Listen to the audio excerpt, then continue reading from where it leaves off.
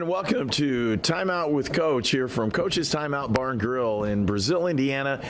Aaron Edwards is our guest for this evening. Tony Harper joins me. I'm Herb King. We'll bring you hopefully a great conversation about football in Indiana for sure, with all the things going on. Find out a little bit about Aaron, talk to him a little bit about scrimmage, but more importantly, talk to him about just the things that make him tick and kind of get going and talk about some North football. So if that's all right with you, we'll get kind of started.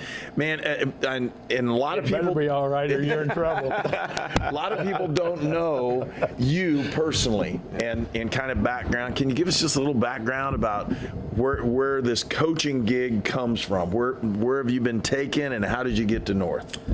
Well, just growing up, I went to Terre Haute North High School, graduated in 2008, played football there, then went to Indiana State. Wait a minute, whoa. You're jumping just like boom, boom, boom. Okay, when did you start playing sports? Okay, sorry about that. I started playing sports, man, probably like, I remember I played like t-ball. Yeah. In kindergarten. Then first grade is when I actually started playing tackle football. And the reason why back then in Vigo County youth football you can play third and fourth grade. Right. I was so fat, they let me go ahead and play. I was about, I hate saying it, I was probably about like $1.80 back then. I was that chubby, but yeah. Lay down the rope quicker than you can walk, right? Yeah. So, did that. I was playing basketball. Then, growing up some more, like slimmed down, obviously. Continued to play basketball and football in middle school, and then I started throwing shot put and disc. Then getting into high school, fall of 2004. Played football, basketball, did track. Stopped doing basketball after my sophomore year, so I played 2 years of basketball. Just focused on football. I started as a sophomore, and shot put wise, I was one of the main throwers or better throwers. So then, had I thought okay football career. Then track, I did make it to state my senior in shot put. Yeah. Then played football at Indiana State. Yep. So did you have opportunities to go other places than state, or just hometown team? That's where I'm going to go. It was kind of more just like hometown. Had other opportunities, but they're just smaller schools, and wanted to play Division I football. So that was pretty much like my own Division I interest. So just went there and played under Coach Miles. Yeah. And when you talk about coaching career, getting prepared for this job, you've been several other places, and you mentioned those in our conversation earlier, but can you kind of let people kind of know where this coaching profession has taken you in what's going on? Because you didn't initially go towards a high school coaching career. So honestly, I kind of got interested in coaching like when I was at Indiana State. And I always thought Coach Shannon Jackson, who's the defensive coordinator at Terrell now. Yeah. I always thought he was real cool guy, just laid back, not uptight. I was like, that's my style. I was just like, if I ever get into coaching, like that's my style. And so, my freshman year in college, then my first 2 years in college, I would try to help out with he's actually on my coaching staff, David White. He coached a third grade flag football team at the Boys and Girls Club. Yeah. So I would help out, and then that's probably where I got my first coaching experience. Then I didn't do my 5th year of football, and so I got into coaching football under Coach Barrett. So I was coaching. I was a freshman defensive coordinator. Then I kind of just worked my way up that year, where by the time the season started, he put me in the box in the defensive coordinator's ear, and so that was. I always say that first game we're playing Castle, and we're in the box, and I don't know what the heck I'm doing. I literally probably didn't say nothing for like a quarter. I was just like because they just threw me up there. Yeah. And I was just like, what am I supposed to say? Then, like, obviously, once the year went on, I got more comfortable and know I was supposed to look for, personnel and whatnot. And so got a little bit more comfortable there. Then after that year, Rates actually hired me on at Terrell South to be a track and field coach his throwers. Yeah. And so did that. Then in the middle of like indoor season, that's when he went over to Northview. Yeah. And so that's when he asked me to go over to Northview. And so I went over there and coached offensive line. Started in 2013. So from like 2013 to 2018, I was just offensive line. Then I was defensive line 18, 19, well, through 2021, my last year. I was also co-coordinator 2020 and 21 for defense. So did that. I've also coached, like I said, track. Coached throws at North and at Northview before. And I did a stint for the 6th grade girls, Woodrow Wilson. There you go. So, there you go. We've all done that. I had 7th grade boys, 7th grade girls for like 10 straight years in basketball, and I'm like, oh my goodness. And I went back to back, so they overlap. That was brutal. Absolutely brutal. I actually coached basketball too. So I did. So when I was at Northview, I started coaching 7th grade for 2 years. Then that was under Clint Weddle, was still the head coach. Yeah. Then he promoted me to freshman. Did that for a year. Then I did JV for I think 4 or 5 years. Yeah. Then probably by the 2021 season, I knew I had to give it up because stuff was starting to get more serious football wise. I had a head coach interview. I was getting on the IFCA board in some type of fashion. I was the minority rep for Region 6. So I was like, okay, it's getting kind of serious. Then my wife, she got a job at Fox 59, so we ended up moving to Indianapolis. So but I knew women will mess you up every time. There goes my career. Yeah. So I knew I was still going to work down here, but I couldn't do both. Right. And so, football was calling. So, And the shock, and I'm going to tell you this because most people don't realize this one, but I've had several assistants that have gone from being the assistant coach to being the head coach, and when that shock hits, and you're like, whoa, this is a whole different ball game, isn't it? Yeah, well, even from Northview to I went to Ben Davis. Yeah. That was kind of a shock just because I just felt like details, every little detail, like Simmons went at every little detail. And I just wasn't used to that, or, just coaching up eyes and whatnot. And how he made me uncomfortable, just put me with the safeties, because I was always coaching line. Right. But with Simmons, with Jason Simmons, he saw something in me, but I also told him, I want to be a head coach one day, so he prepared me. He pushed you. Yeah. So he put me in positions where he knew I really didn't know, and so when I moved the safeties, I was pretty frustrated. There was times I was frustrated. Yeah, sure. And so once he left, Russ Mann filled in. Russ was a long-time defense coordinator at Warren Central. Then Simmons last year at BD, he coached safeties.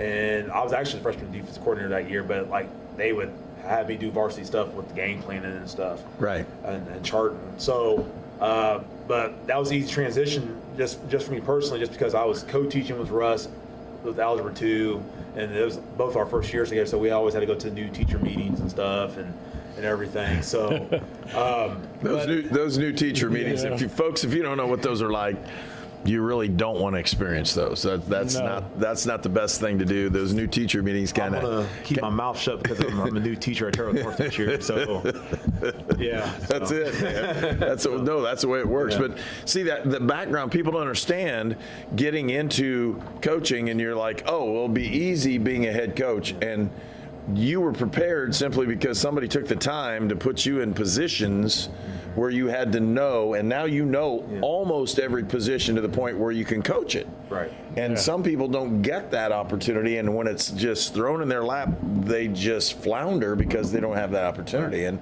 Jason, Jason was a gift to you. Yeah. Yes. And I can't forget Mark and Dennis Rates either. Yeah. Oh no, I'm not asking you to, but Yeah. I had the same situation meeting with Jason. He had researched us, and that's how. And he's the one that asked us to come in to do the state all-star game. Yeah. And we've done it ever since. Yeah. But it was because of him. Hey, I've paid attention. I've watched what you guys are putting out over the air. This is boom. Thank you. Will you do this? And it was right there at Ben Davis too. What a great facility. It is. It really is. That was actually probably like my first time, because it hit me because I coached when he was over the game. I think 2022 your guys' first year doing that. I think so, yeah. So I coached it that year, but I was in the middle of my transition, and I just I won't tell you what year I coached it because it's a lot less. Quite a few years ago, I had a couple of them back to back. Yeah. But you look at being from the assistant to being the head coach. Yeah, there's pressure, but it's the organizational skills. You develop those at a younger age, and you just keep pushing, and then it's just building on everything. And your foundational season is this year, whether you win a game or not. It's that attitude and that foundation. And what are you trying to build at North? What kind of things are you trying to do? Well, first off, just make sure our guys are respectable, especially in the hallways and stuff. So, trying to change the culture to I won't say my liking, to our staff's liking. Sit in front of class, be respectful. If you see trash on the floor, pick it up, whatnot. So that's the main thing, changing the culture that way. I told the guys, we're setting the standard for the years to come. So that's our slogan this year: set the standard. You guys are the first team under this new regime.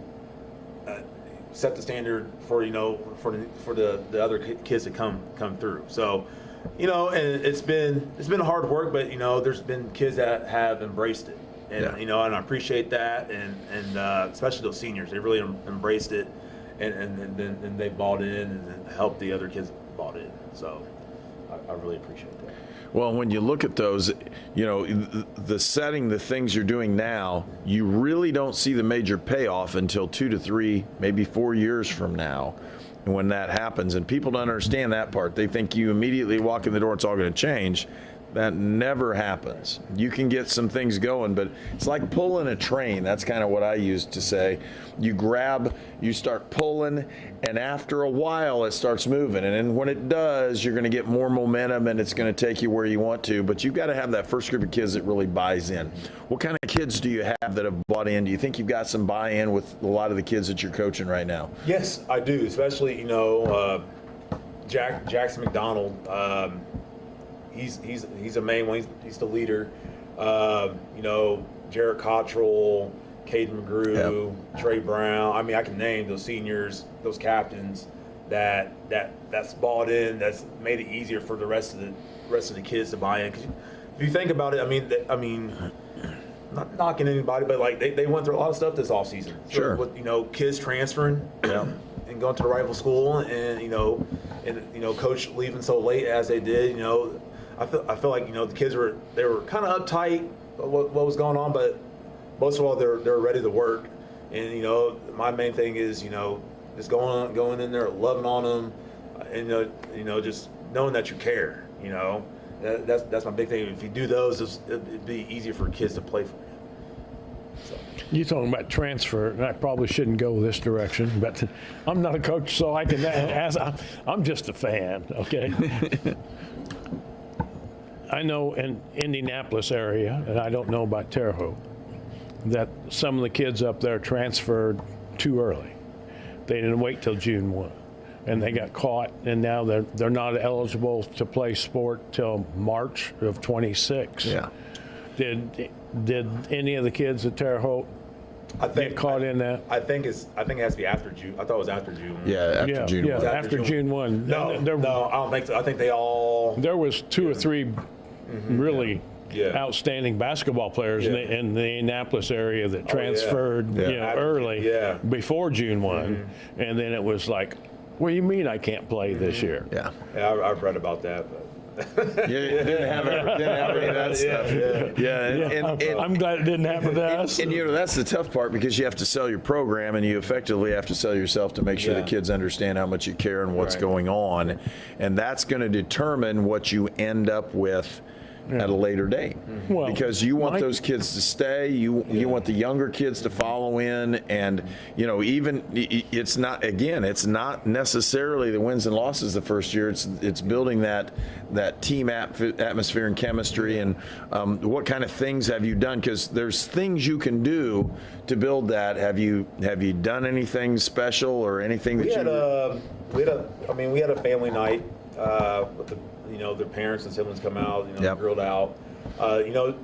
Just building a good environment, but also structure.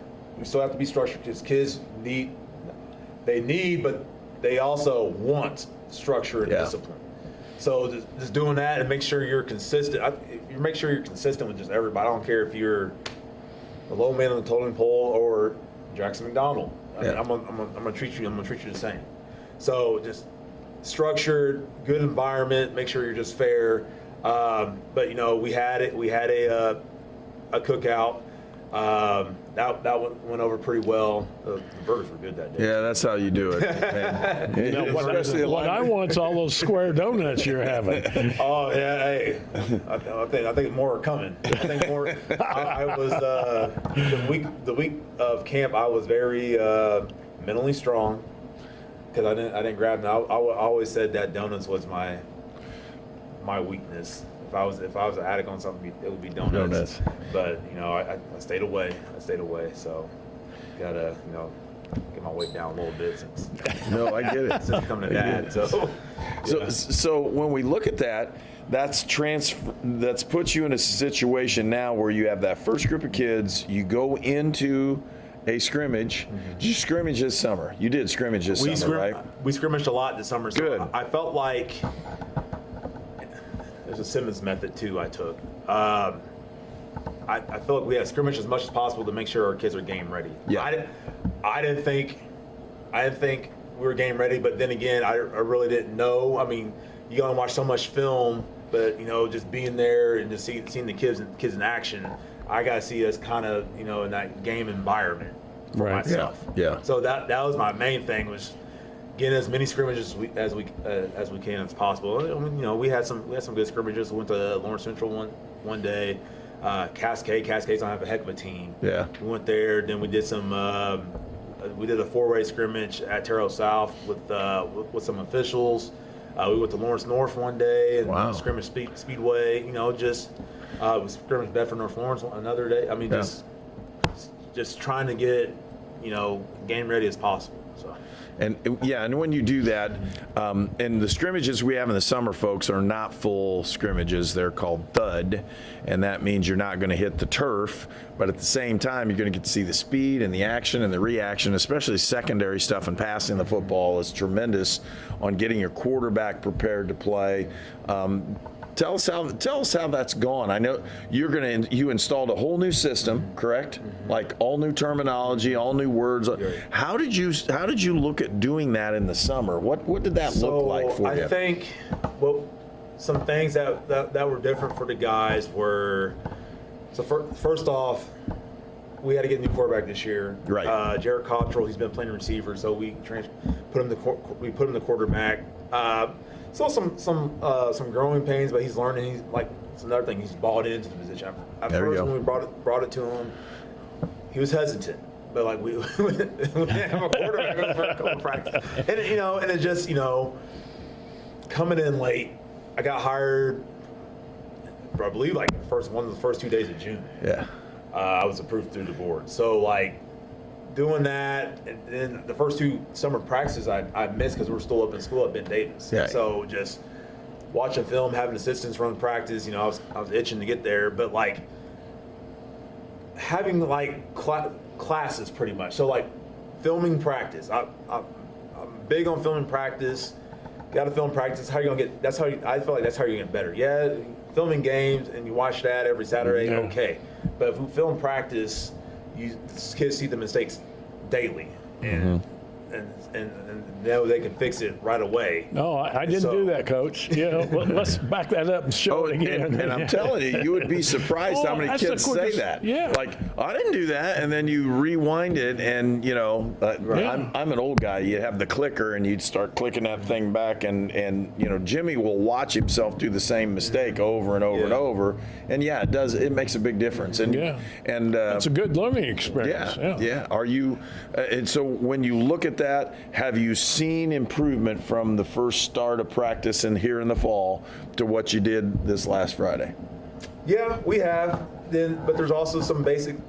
I think it's really basic stuff that we can still work on. Yeah. So, especially defensively, initial movements from with our linebackers, and can be DBs too. It's just initial movements and our eyes. Yeah. Our eyes have to be better. And this is something I learned at Ben Davis when I coach safeties, and where I do with my guys now. Our defensive coaches don't need to stand in the back. I kind of hate it. I became a head coach now. All that clutter. Yeah. I know. I get it. It messes up the offense. Yeah. But come around. So you can really coach your guys when you see what they're looking at. Yeah. And you see what they're looking at, then you can definitely fix it up.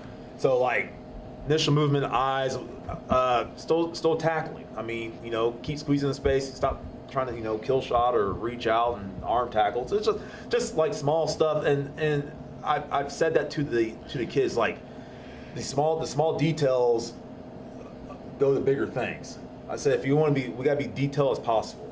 If you want to have November success, you have to have the small details, not just on the football field, but off the football field as well. Yeah, and Air Coryell, I don't remember the Air Coryell thing. That was a big thing. The eyes lead the body, and if you're looking specifically at one thing, you see everything. Right. But if you're looking at everything, you see nothing. Right. Absolutely nothing. Right. And it's all about that idea. And shooter in basketball does the same thing. Baseball pitcher does the same thing. But football players, you will see it all coming right and left based on where your eyes are supposed to be at a 3-tech or a shade or 2-eye or whatever you're playing on a defensive front. That shows everything coming at you, and then you can figure out what to do. And I think that's the big key that a lot of people don't understand in football. Didn't you see that coming? Well, you do, but if you're focused on one thing, you see it all. Right. And if you're focused on just what's going on, it's the eye candy, the dressing. And you and I probably both know that every offense in the world has dressing. No. They have the eye candy. What kind of eye candy are you giving them so they can't tell where the ball's going? Right. Yeah. And if you can do that very well, like you mentioned Cascade earlier, that's how they do it. It's all with eye candy. I mean, yes, they block and tackle and do that stuff, but man, you can't tell where the ball's going. Right. And if you can't tell, you have a pretty good way to do it. I love the way they you love play. Cascade's offense. Center Grove back in the day when same thing. Aaron Morris was running strictly wing T. Yeah. And they're hard to. When I help out with JV sometimes, man, they're just so hard to figure out. Because if stuff's not working, those go in that wing T, and you think you start buck sweep or counter. They come back with waggle. And people don't understand that. But if you're a football guy, you understood exactly what he said when we're talking about it. Like that, waggle. You're pulling guards the wrong way and all this stuff. And it just dresses things up. But you can't get to that until you have the precision in kids understanding what to do. And that's the hardest thing is to get kids. I came from practice just like you did, and I still am talking to the one tackle. I'm like, dude, you're supposed to do this 1,000, 1,002, and then you're gone, on a screen or whatever we're running. And in this case, he steps the wrong way, and and does and it just messes the play up. And one thing you'll find, and whether you know this. You can have 11 guys on a football field. One guy makes a mistake, the whole thing falls apart. Right? Yeah. Absolutely falls apart. Football is the best team game you're going to play. And it's the most physical by far. And then when you put that all together with winning and losing, when you lose a football game, you hurt physically hurt. We use a basketball game, it's like, you just score 20 points, everything okay? Right. But your kids are going to learn that, and the issue is how they respond after they've been knocked down, isn't it? I mean, that's the whole thing. Especially when you have a week to play, so it's definitely going to sting. Just that Saturday morning, you're coming in, you're kind of dragging feet. I remember how that was as a player, or when I was playing, I was like, oh man, I don't want to film it because there's this one play I did. And I already know that I'm gonna get called out for it. So just that, like, I used to dread going to film with that. Then even like coaching wise, so I kind of look at coaching just when it comes to like game. I look at it as some type of, I'm putting I won't say like a book report together, or like maybe a paper, and like I'm putting it together along with everybody else, or I'll say group project because you got the staff. We're putting it together, and like, I guess analogy is, if we lose, I think, we get an F. Yeah. And so like, how you were in school and you thought you did real well on a project, you get like C- or whatnot, you feel deflated. And so that's how I am kind of like with coaching, and it might take me a day to stop moping around. Just a day? Well, I got to fix it up on my wife's on it. Fix your face, fix your mannerisms, fix your attitude. I'm not having that. So. No, that's just it. I mean, we're teaching kids to battle through issues, and I think we use football as the one that teaches those life lessons that you're not going to pack it in, you're going to get back off the ground, you're going to get up and get after it. And there's so many people that say, well, don't stress that kid, don't do this stuff. Yeah. You and I both know that until you push somebody to their limits, they really don't know what they're capable of. Right, definitely. Yeah. And we have the opportunity to teach and teach the game of football, which actually teaches the game of life. Right. It's a great opportunity for us. Right. Well, we're talking again to Aaron Edwards, the head football coach at Terre Haute North. And we'll come back in just a moment, talk some more, and we'll see what Tony Harper has to say as well. You're watching Indiana Sports Network. Do you have experience as a licensed plumber? Local 157 is looking for you. Payment packages with benefits over $65 an hour. We're the place to find comfort in your career. Plumbers and Steam Fitters, Local 157. Kickstart a comfortable life. The city of Brazil was founded in 1866. By 1876, there were 2 schools, 7 dry goods stores, 2 hardware stores, 4 churches, and 5 drugstores. One of those drugstores is still there today, Lynn's Pharmacy. Lynn's Pharmacy has grown from a small neighborhood drugstore to a modern pharmacy, offering prescriptions and medical equipment with old-fashioned values and unparalleled service. You can even step back in time and visit Lynn's Soda Parlor here at Lynn's Pharmacy, downtown Brazil. Fearless Designs is your champion for the finest in laser engraving. Fearless Designs does everything from trophies, hats, key rings, knives, signs, glassware, ceramic mugs, and insulated mugs. Fearless Designs is an Indiana company serving the entire United States. No order is too large, and no order is too small. Contact Fearless Designs for all your promotional needs. And one of our sponsors is Fearless Designs. And if you take a look, this one has the Timeout with Coach emblem. We have the red ones, but our guest gets to have the black one there. And he's going to be able to take that one home. And black and copper. It looks pretty nice. Those are awful nice. And we've had other ones that we've had done by those folks. They do a great job. So if you're thinking about some kind of an award or something that they can help you with, I know they'll do a great job in doing that. Tony, we look at coaches all the time and we think, what's going on, but coaches start out with the idea of goals. And when you started out with your goals this year, what kind of goals did you set for your team and even yourself in what's going on here at Terre Haute North? No pressure. You know how those work. I mean, I put them on the board. Yeah. I put them on the board to hand them, do those kinds of things. But for me, I do mine this week. Mm-hmm. So I really don't do anything till I'm after the scrimmage. Some people start with it. How have you kind of worked and structured your goals for this year? First off is just, team wise, we talked about the off the field stuff, do what's right. But I think personally right now we're at step one.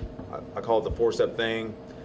I actually got it from Coach Miles. So, learn to compete. So I feel like learn to compete, then by the middle of the season we should expect to compete. So I feel like we're in between there. Just learn how to compete. If you're tired, push your body some more.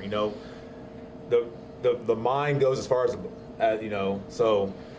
That's the way I was in the service, and the mind gives up way before the body does. Yeah. And they've got to learn that, and then pressure right on through. So and I talked about that Friday. Can't be, if you think you're tired and you want to take a part, you're being selfish because you mess up. So just compete.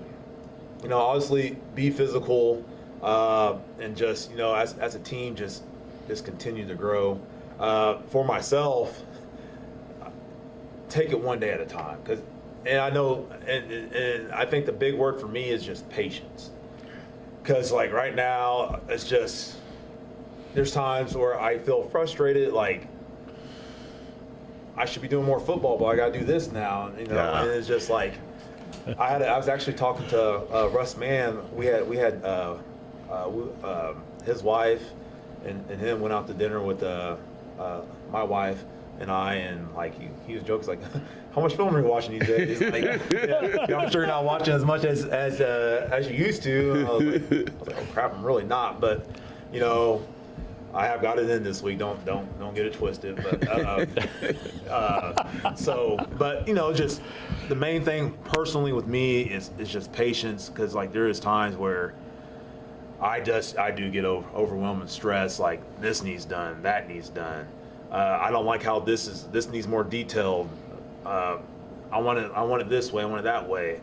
And so I can go on and on. I mean, I had stuff going on Friday that I had to take time out of my day, and just we're short on some equipment. We had to order and stuff. So I called one of the sporting goods stores here in Terre Haute. I was like, I'm sure every time I call you, it's probably your ringtone's probably cha-ching or some money song. So I mean, it's just I just say patience with me. That's my main thing. Well, you're in a situation though, first year head coach, okay, building a new program, new father.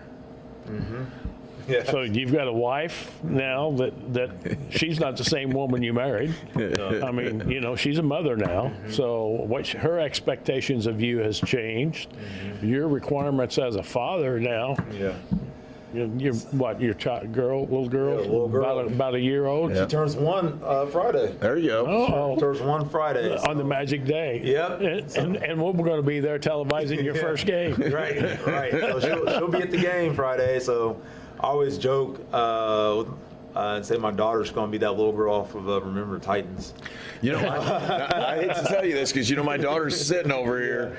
Exactly like it. Unbelievable. The first time I'm coaching, and I'm at Rockville, and she's in the 5th grade. She's on our sideline, and some kid is over there, and she is reaming this kid out, just telling him off, like, you have to block, you have to do this. As soon as you said that, she jumped up, she's pointing at herself over there. You can't do that stuff. But no, and she stayed around football all her life because that's what she knows. But yeah, your family, it comes along with you on the ride, and I had an article I saw on social media today, and I actually reposted it because it was beautiful, and talking about the backing you get from your wife and from your family, from those people that support. Your support staff has to be there with you. Talk a little bit about your wife and kind of what's going on that way. So, I'll back it up from when she took the job in Indy. So, we got married in 2020, actually during COVID. There you go. So we actually met the deadline because Governor Holcomb was about to restrict it again. So we had about this was back in November. So we had about over 100 and some odd people at our wedding. That's cool. So March of 21, she gets the job at Fox 59 in Indianapolis. Yeah. So by that. And what'd she do there? Back then, she was just reporting. Now she's anchoring. So she anchors 4, 7, 11 weekday, Monday through Friday. So we know who the boss is. Yeah, we do. Yes, we do. So Monday through Friday, 4, 7, 11. So at that time, when she first took the job in March, we still had a house here, so we were living apart. And so we didn't see each other until the weekend. And so we finally found a house that football season in 2021, which if any coaches are out there, do not move during the middle of football season. I would never do it again. Oh my goodness! I would never. That was brutal. Yeah. It had to be brutal. It was. You should have had plenty of help carrying. Yeah, from Terre Haute, I have my, but going to Indianapolis, no, I didn't. So I was commuting from, and I still do commute now again. So I was commuting from Indy to Northview. Kind of got tough because there was times where I was just like, I'm just going to stay at my mom's house. Yeah. So that got tough on her. Then that's when I met Jason Simmons at the IFCA clinic because Steve Spinks, he used to be the head coach at Cascade. Right, I know him too. Yeah. So he was going to Ben Israel's. Steve and I are pretty good friends. So that's how I got hooked up with Jason and got to Ben Davis and had a teaching opening there. So I was there for the last 3 years, and I was literally we just bought a house. We literally just bought a house a year ago. It's Coach Vanderbush's house, and he's literally right around the corner from Ben Davis. So I had a 5-minute drive. But when this job opened up and we talked about it, there were so not so easy conversations we had. But she trusts me, and we got a little thing going on with childcare, and just with her support, that means the most to me. Oh yeah. The carry on to do this, she knew how much this meant just as a growth standpoint. Sure. So, well, and those things happen all the time. If I told you all the places I've been and the stuff I've done, you would just be in shock because, you think you had a long one? I had a 2.5-hour one year. Oh my gosh. And so, and see, you don't want to do that either. So you learn those lessons as to what you're supposed to do. And we couldn't do that. Like I could not do the things I do without my wife's support and what's going on. And that just makes a big difference. Yeah.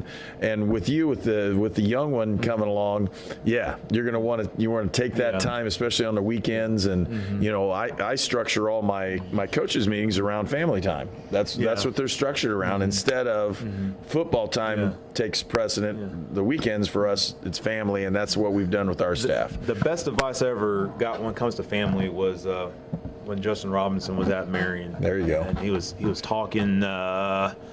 Who's at the Metro Indy clinic that Cathedral hostess. And after his talk, or it might be beginning of his talk, he had a slideshow and he had his family there. And he said, remember, those kids can give you success or they can get you fired. But remember, you go to your family every night. And those are the people you see. So if you want to think about taking extra time to do more with those kids, you think about your family because you're going home to see them, not that's right, players. So that really hit hard with me. We didn't have a kid yet, but like I just remember that. And even when she was born last year, she was actually born. So obviously it's been this week. So like my birthday's today. So my birthday was. Well, congratulations! Happy birthday! So my birthday was. I remember we were told we had to go to the hospital the next day. Yeah. I remember having that conversation with Russ Mann. I was like, hey, I guess it's my last day. But I did take some time off. Yeah. I missed 4 weeks last year in the season. Just because it was my wife's first time being a mother and stuff. So like. I thought it was just important just to take some time off last year just to help out. And there were some rough, I ain't gonna lie, there were some rough patches, and I got the itch and probably went to a meeting here and there when I wasn't supposed to, but they're first priority. That's right. They're a first priority. Sure. And you learn and stuff, and so you can't be selfish when you have. Well, and those are the things that you're going to teach your kids you're coaching. Yeah. You mean that's how you handle situations, and they need to see the reality of a family life with you and what you do, and because it doesn't just happen one thing. We've all seen coaches cut corners big time with all the things. And if you can keep yourself above board and not cut corners and tell them about family life and what's supposed to go on and how you handle yourself as a man, that's probably the most important thing you can ever teach those kids. And it was important to me to, like, even this past spring at Ben Davis, when I was still coaching on staff, there was times I would bring my daughter to practice. Yeah. And and there's times now, she was sitting in a film study with me on Saturday. Yeah. I just feel like, like kids need to see that. Yeah. Kids definitely, especially, just young men, maybe, their father's not around, but you don't have to be like that. Right. You don't have to be like that. You see other men taking care of their responsibilities and stuff, just follow that lead. So, that hits home. So. Yeah. Oh, it really does. That's some of the most important part of coaching. Yeah. Having that access to be able to touch on the other part of their life, not just the sporting part of their life. So if I look at this year and when it's over, and I say, okay, so what's the most success? What's the one thing that, if take away wins and losses, what's the one thing you want to teach those kids? Just personal growth, and they're growing as, I don't want to say as men, because we do have a girl kicker, so just people in general. I've done that too, by the way. I've had girl kickers too, and they've been pretty good. Just growing in general. If I show them respect, they'll give respect back to me, but they're also doing that to other people. So just being good people, so just preparing them, so when they are get older and go into society, they can behave and be functional adults. So just that, and obviously graduate and going to college or not trade or getting to work. I just love seeing stuff like that. I remember we had a kid at Ben Davis who was dealt bad hand. Mom and dad always in and out of jail. Was living with his grandma there for a minute, and then got kicked out there, so he was homeless. But kids just needed some loving, and just showing them that you care, and that they can go to you when there's problems. I always said coaching. Probably the biggest eye-opener I had when it came to that stuff is when I was actually at Northview, and we had a kid. I don't know. I was still like in my 20s too. So I got into it with him probably like almost every day. He always had attitude, and so like I remember one day he had an attitude during practice. He was kind of hitting extra hard. I said, well, "What's the matter now?" And he told me, he's like, my mom moved away, and we're living with her boyfriend, and she met another guy, moved to a different state, and I don't know where I'm gonna say it because he don't want me in the house. So like this stuff like that, like at that point I was just like, oh crap, So like just those things that nobody thinks of, why a kid might be struggling, for a couple weeks and stuff, because nobody knows what's going on at home. The coaches probably does, but like people in the stands or whatnot, they probably don't. Yeah. And I actually saw something on social media today too about there's a coach, and he tweeted something, or I had one kid,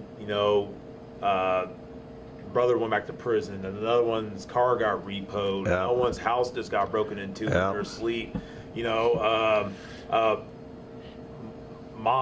mom's car broke down, so they had to come get my car. Nobody knows that stuff. No. So Nobody knows what's going on behind closed doors. No, and that's the toughest part, and it's gotten worse, in my opinion, over the last years that I've coached, and I've coached quite a while. It has gotten worse in the last 30, 40 years. It just has. That's part of what's going on in society, and a lot of times the coaches are the ones who have to deal with that to the point where that kid has an opportunity to be successful in something. you're right. And he can use that maybe to go on to college, or use that to get a job, or use that in trade school or whatever.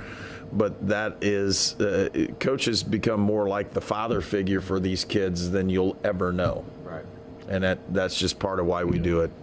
We'll take our second break here. We'll come back in just a moment. And I think we're going to turn it really towards football, and we'll let you talk about your team when we come back, about just the personnel people you got, and kind of what you're expecting to see when you come out to a North game. And again, we're going to be broadcasting that one here at Indiana Sports Network, so that will be on the air this Friday. But we'll take a short break and be right back. Fearless Designs is your champion for the finest in laser engraving. Fearless Designs does everything from trophies, hats, key rings, knives, signs, glassware, ceramic mugs, and insulated mugs. Fearless Designs is an Indiana company serving the entire United States. No order is too large, and no order is too small. Contact Fearless Designs for all your promotional needs. There was a time when your local pharmacy defined your community. Before the days of long lines and drive-through national chains, pharmacists gave your health personal attention, and you always met with a familiar face. Back then, your questions were always answered, even when you forgot to ask. In Brazil, Indiana, that friendly local pharmacy has always been Lynn's Pharmacy since 1872. We are a modern pharmacy with the latest technology, still deliver that old-fashioned, friendly personal service today. Experience the tradition with your family at Lynn's Pharmacy in downtown Brazil. Do you have experience as an HVAC service tech? Local 157 is looking for you. Payment packages with benefits over $65 an hour. We're the place to find comfort in your career. Plumbers and steam fitters, Local 157. Kickstart a comfortable life.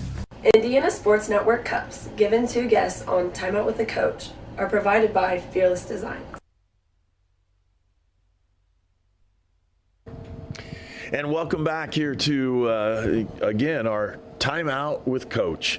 And we've had an opportunity to talk to Aaron Edwards here, and a great opportunity for you just kind of share some of the passions you have. But the big passion you've got right now is your ball clubs. Tell us a little bit about your ball club and kind of what you see going on right now. Don't go too far into the weeds now. Yeah. So right now, I mean, like I said, we got a new quarterback. So Jared Cottrell's our quarterback. Like I said, he's bought in. O-line wise, we got a couple of returning starters back. Aiden Bender, Dawson Cheshire, Caden McKinney. So feel good about that. The receiver wise, Trey Brown's he has really, just from like watching all of the games last year to where we see, he's really been impressive and he's really improved. So I'm excited to see what he can do this year, not summer, this fall. Then obviously Caden McGrew, pretty good tight end as well. Mm-hmm. The running back wise, we're kind of by committee here. We don't have Zaire White like they did last year. No. So very few people have someone like him. Yeah. So Jevin DeBow, Aiden Racy, he's gonna be a sophomore. Then Jaden Lofton, who's actually a freshman, might get some reps too. But that's also because, and I don't know if you guys read the clippings or whatnot, but I have preached about our depth this year. Yeah. And how that's a big concern for us. Sure. So between that and then defensively, like we got guys going both ways. So you got Cheshire and McGrew at the two edges, but there's a kid that has improved. Sincere Strong. It's going to be a sophomore. He's going to be that third DN, but he was out pretty much all summer workouts because he had like a hand surgery. Yeah. Came back during training camp, but this past Friday he played his butt off, and that was a big bright spot. And you know, we had concerns, but like, you know, he's ready. He's ready. Yeah. So then obviously, you know, defensively we're led by Jackson McDonald, linebacker wise. Then, you know, we got Jevin DeBow, Mason Vallandigham. Then secondary wise, Blake Salmon. He's a senior as well, and he's going to lead our secondary. So Yeah. I'm excited about that. Yeah. So, Well, you're talking about talent and depth. Are you getting depth, juniors, sophomores, freshmen, or is that something that has to be worked on? has to be worked on. I think right now it's just building it up. I feel like, you know, and it might be like a year or two thing where we're just building that depth. Now, I guess, you know, the positive thing is since school started last week, I had like three or four new guys that came to my classroom like each day when I play. So, you know, just getting them improved. But like I said, the way to build depth, learning to build depth is when those main guys in the summer are out playing basketball and baseball, and you have those guys that are strictly football that you really don't see playing a lot on a Friday night, and they're just getting constant reps, and they finally improve. That's how I feel like you build depth for the team. Yeah. So. And the reason I ask, I mean, looks like the numbers are down all around the valley, especially like in the freshmen. I won't just say even the valley. I think like if it's not 6A, I feel like around the state, a lot of freshman teams are canceling their season. Yeah. Well, and I think the other part is socially, and they're not playing anything else either. Yeah. You know, socially, we've got kids competing, and their time is being taken away with different things. And there's a bunch of gamers out that just go home and play video games all day, or to do some other things. And you know, the society has changed a little bit in that thing. And you know, from our standpoint, we want to see them active and doing something that's going to be constructive in their lives. And we think football is an awesome sport, not because you know, well, it is because it's hard. That's the whole thing. It's a hard sport to play, and if you can get through that, that gives you a chance to take that same skill and put it in your life and get through hard things in life. Right. Definitely. I definitely agree with that. But also, you know, building depth is like, I think what helps this year is I'm in the building, so like I'm seen in the hallway. You know, like I said, kids come and talk to me. I'll talk to anybody, you know what I'm saying? So it's just trying to get kids that way as well. Just like, you know, hey, like, what is, you see a 6'3", 6'4" kid, what are you doing? Yeah, that's it. It's like, well, I talked to one kid the other day. I was like, why don't you come on football? Well, I'm a hooper. Well, you're not on the basketball team, so. It doesn't look like you're hooping very much. Sometimes you can pick them up that way. Yeah. I can remember when I was in high school, they were older than me. Pete Chalis was the basketball coach. It was at Van Buren. And they had tryouts for the basketball team. And every day they had open gym at noon. So everybody, back in those days, you gobbled down your food and went and played basketball. Right. And he called this guy over from Carbon, David Notrot. He said, "Hey, Dave, come over here." He said, and he was just pulling down rebounds, and he was up like everybody dreams that they're playing. And he said, "Why didn't you come to tryouts?" He said, "Well, I didn't think I'd make the team." He said, "You've made the team. I'll see you practice tonight." It was just boom. There are a lot of football coaches that do that, man. You've made the team. Will you just come out? And we're going to do something with you. And we need more kids in participation. It's not just football. We need them participating in other kinds of things that are going to be positive in their lives. And too many of them are staying home and not doing that and having nothing really to go home to. Sometimes they just lack confidence. That's half the battle right there, just making sure they do that. Well, I appreciate your time here talking to us and really going at it. and Especially since it's his birthday. yeah, Yeah. we didn't know that one. No, man. we didn't know that. No, Sorry it's all about good. that. No, it's all good. Well, no, it's all good. So head back home, and hopefully there's a hot plate or something. I'm kidding. They'll be waiting, nothing else. But no, That's what the wish, microwave's for. Yeah. we wish you the best of luck this appreciate season. I know, it's football seasons are always a struggle, and believe it or not, some of my better teams that I've had have been the biggest struggle, trying to get those kids to really plug in. The relationships you build, all those kinds of things are going to matter, not just on the field, but they matter to those kids throughout their lives, and you can't find anybody better than one of their coaches is going to back them up in the things that are going on. We're going to follow you all season, particularly 3 games. I mean, we got you here tonight. Yeah. Friday night, we've got you hosting Northview, and then we've got the North-South game, and then we've got you hosting Columbus North. So we're going to follow your growth and development, follow your team, and we're going to be cheering for you. Yeah, this week's gonna be just big, just because I was on that staff for 9 years. Sure. So, just good seeing them. Well, when we were covering Northview, we were watching you develop, and he played on teams you coached. Yeah. So. Well, the other part that's really interesting, and maybe you can talk just a second before we part and get out of here, but you guys scrimmaged this last week, correct? I mean, you had 4 teams in the scrimmage. Yeah. You got to see everybody. You saw what was going on. Maybe, and you didn't go against Northview, did you? We didn't go against Northview. See, but you got to see them like live. Yeah. I don't know if I've ever seen that stuff happen before. I saw them a little bit, but I'm not gonna lie, I was so uptight, make sure our kids are ready on the field. I think some of my staff kind of want to stay around, stay away from me. But I'm fine. But I was just nervous, I was just so uptight, just make sure our kids were ready and warming up and stuff.